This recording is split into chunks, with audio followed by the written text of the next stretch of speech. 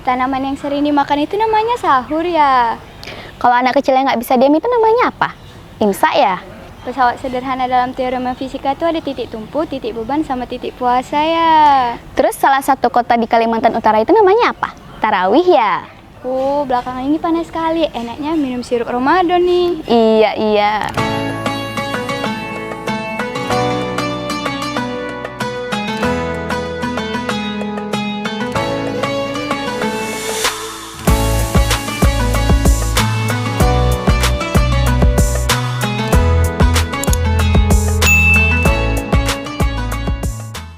Assalamualaikum Sobat Dara, kembali lagi di Dara Corner bersama Nanas Dan Jilan. Belakangan ini cuaca itu Masya Allah ya Sobat, tanda-tanda puasanya dan makin kelihatan ini.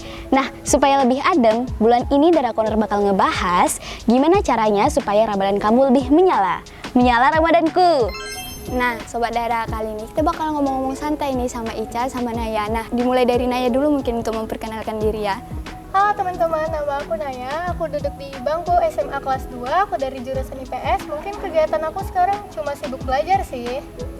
Halo Sobat Dara, nama aku Raisa Amira, tapi biasanya dipanggil Ica.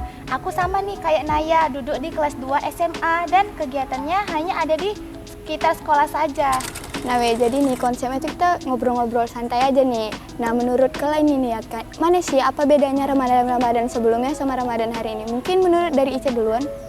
Ya, jadi Sobat Dara, Ramadan kali ini sangat berbeda loh pada Ramadan-Ramadan sebelumnya. Karena Ramadan kali ini bertepatan dengan 100 tahunnya runtuhnya Khilafah Islamiyah, yaitu pada tanggal 3 Maret 1924. Nah, jadi Ramadan kali inilah kita menjalani Ramadan dengan 100 tahun runtuhnya Khilafah Islamiyah. Sobat Dara, tahu nggak sih bagaimana suasana Ramadan ketika masih ada Khilafah? Pada masa Khilafah itu menstabilkan bahan-bahan pokok loh, beda kan dengan sekarang. Karena kalau sekarang itu pasti kalau kita di hari-hari besar bahan pokok itu pada naik kan, pada naik, dan kita tuh untuk merayakan Idul Fitri, Ramadan itu sangat kesusahan karena kita banyak pengangguran dan gaji-gaji yang nggak seberapa untuk membeli bahan pokok demi untuk merayakan Ramadan dan Idul Fitri, dan itu nggak relate banget kan, dan beda banget lah kita jadinya nggak sejahtera, beda pada waktu zaman Khilafah Islamiyah gitu. Dan selanjutnya itu pada masa zaman Khilafah itu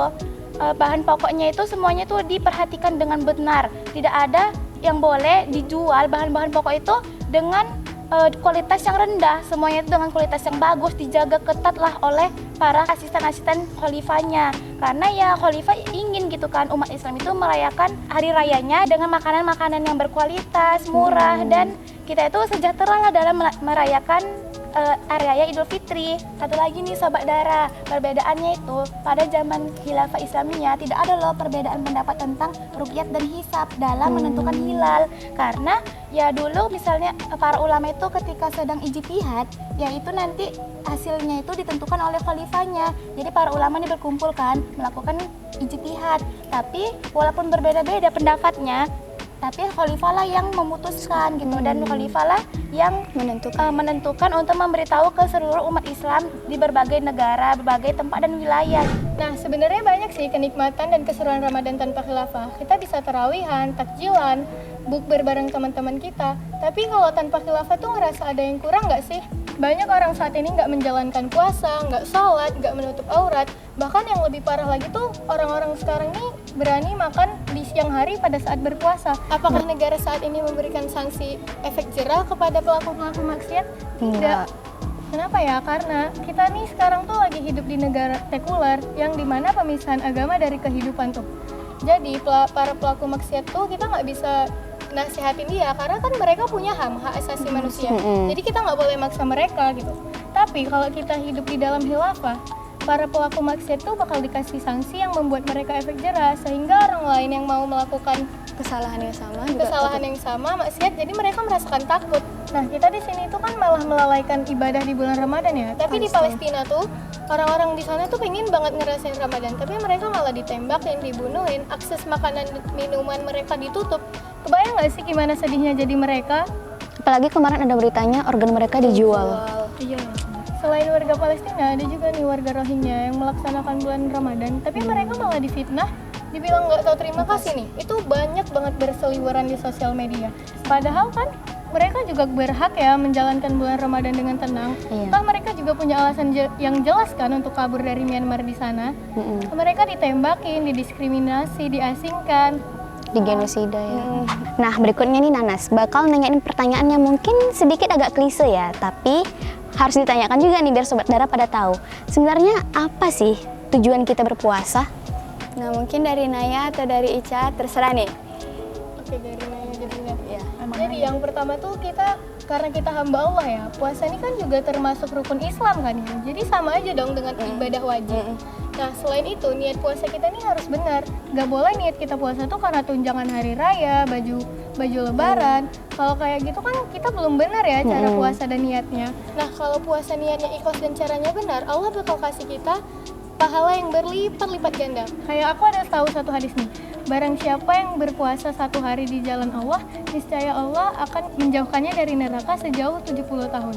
Nah, kebayang nggak sih kalau kita puasa dengan niat yang ikhlas dan cara yang benar, berlipat-lipat ganda kan Allah kasih pahala ke kita. Masya Allah. Jadi selain dari itu, dari Ica nih ya, kenapa kita harus puasa? Ya karena dalam puasa itu kita bisa loh melatih emosi kita. Karena ketika kita berpuasa, kita itu tidak boleh marah kan? Karena kalau ketika kita marah, ya pahala puasa kita itu berkurang ya kan? Ya memang sih puasa kita nggak batal, tapi kan sayang dong pahala kita berkurang. Nah, makanya kita dalam Ramadan itu saatnya lah kita melatih diri kita dalam mengontrol emosi gitu.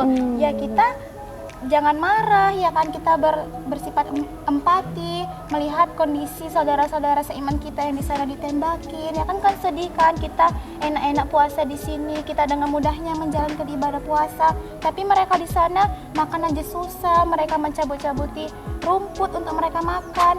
Nah, Jela mau nanya nih, kayak mana sih kalian mempersiapkan puasa Ramadan untuk tahun ini dan bagaimana tips and trik kalian menjalankan puasa Ramadan untuk tahun ini? Mulai dari Naya mungkin? Jadi kalau tipsnya itu mengkonsum dari tips and triknya aja nih ya langsung. Jadi kalau tips and trik biar puasa kita nggak lemes gitu kan, nggak letoy. Jadi yang pertama tuh kita bisa mengkonsumsi buah. Karena buah tuh kaya akan vitamin, protein, dan serat. Yang kedua kita bisa mengkonsumsi sayuran hijau. Karena di sayuran hijau tuh ada yang namanya mineral dan protein.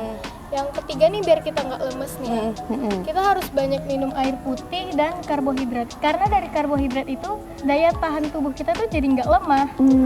Nah, kalau dari Naya tadi itu kan persiapan fisik nih. Kalau dari Ica itu persiapan mental. Jadi persiapan mental kita dalam menjalankan ibadah puasa itu seperti mengurangi aktivitas yang tidak bermanfaat. Ya tahu lah ya, gadget ini pasti aktivitas sehari-hari di rumah itu ya hanya Main HP, main HP, rebahan, hal-hal yang nggak bermanfaat, melihat artis-artis K-pop ya kan. Nanti mantengi, hari ini biasanya lagi ngapain ya kan, udah live belum ya di Weverse gitu kan, di Weverse. Jadi ketika kita kan udah sebelum Ramadan itu, kita kan udah menyiapkan untuk mengurangi aktivitas yang nggak bermanfaat kan. Sehingga ketika kita sudah memasuki bulan Ramadan, kita ini udah siap loh. Jadi kita udah berhasil lah untuk menghilangkan aktivitas kita yang tidak bermanfaat itu. Ya kita tinggalkan semua hal-hal yang tidak bermanfaat gitu kan. Karena sayang kali loh, Ramadan itu hanya 1 kali dalam setahun kan. Jadi kayak sayang kali gitu kalau kita melakukan aktivitas yang nggak bermanfaat gitu kan. Ya jadi kita harus mengisi aktivitas-aktivitas kita dengan hal-hal yang bermanfaat, positif gitu kan. Nah, itu tadi dia bincang-bincang santai antara kami. Mungkin banyak tuh kan ilmu yang bisa didapat dari mereka berdua, ya kan Nas? Iya benar, jadi begitu ya supaya Ramadan kita maksimal. Apalagi nih bulannya tidak bisa kita sia-siakan karena segala amal ibadah kita diberikan pahala yang berlipat. Segitu dulu ya Sobat Dara. Assalamualaikum.